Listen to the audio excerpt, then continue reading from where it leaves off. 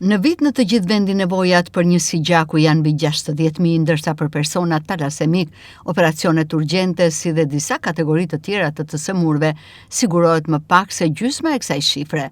E njëjta situatë është dhe në Vlorë, ku Rozeta Rapi, drejtuese e Kryqit Kuq, thotë se dhurimi vullnetar i gjakut lë shumë për të dëshiruar.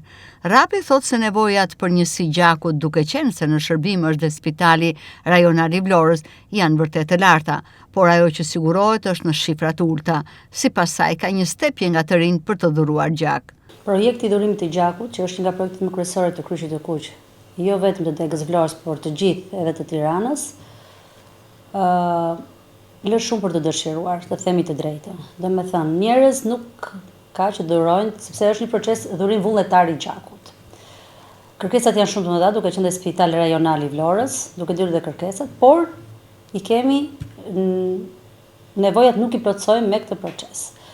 Muaji qershor është dhe 14 qershor është dita botërore e dhurimit të gjakut.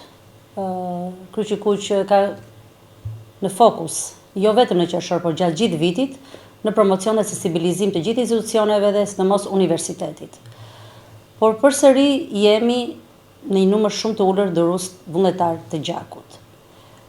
Në këto kushte, gjithmonë në bëjthirje institucioneve, kemi bashkëpunim shumë të mirë, por ka një stepje dhe jo qasjet fort të mirë për dhurimin vullnetar të gjakut.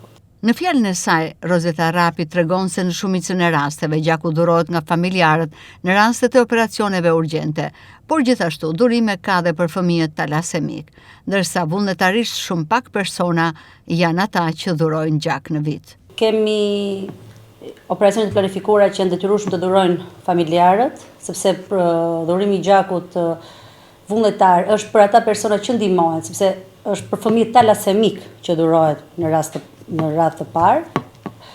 Dhe pastaj flasim për procesin edhe për plotësimin e nevojave të spitalit të Vlorës. Absolutisht nuk plotësohen, absolutisht.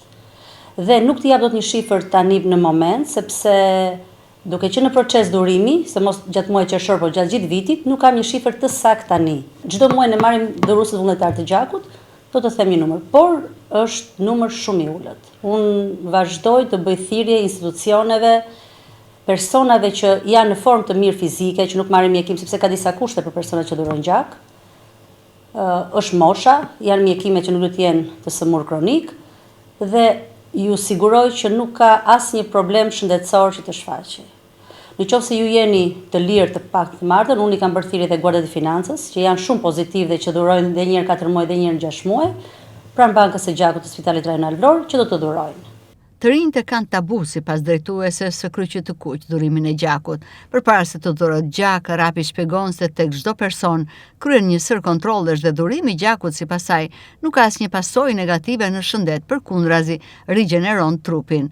Kreu i Kryqit të Kuq Dega Vlorë thekson se duhet një punë e madhe për sensibilizimin dhe bashkëpunimin ndërmjet institucioneve për të dhuruar gjak. Kur ata janë afër procesit të dhurimit të gjakut, sigurisht ka një procedurë, mati tensionit, mosha, pyetjet e ndryshme për anën shëndetësore të tyre.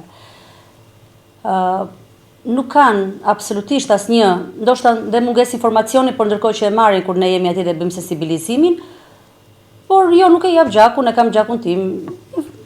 Tabu. Tabu, është tabu, po, është tabu. Në Vlorë është tabu dhurimi i gjakut. Pritet të ndryshojë ky interes? Duhet një punë më e madhe gjithë institucioneve, jo vetëm me Kryqit të Kuq, por gjithë bashkëpunuesve që ka Kryqi Kuq për dhurimin e gjakut, sepse gjaku nuk prodhohet në laborator, nuk është ilaç që ti e merr, shkon e merr në farmaci dhe zgjedh cilësinë më të mirë.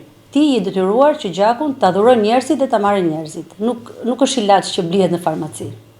Për të plotësuar nevojat për gjak në shumë operacione të tjera normale, në ndërhyrje të ndryshme kirurgjikale, apo dhe ndërhyrje të thjeshta estetike, nga familjarët është bërë i detyrueshëm dhurimi i gjakut, por dhe kjo gjë, me sa duket nuk ka ndihmuar as pak në përmirësimin e situatës.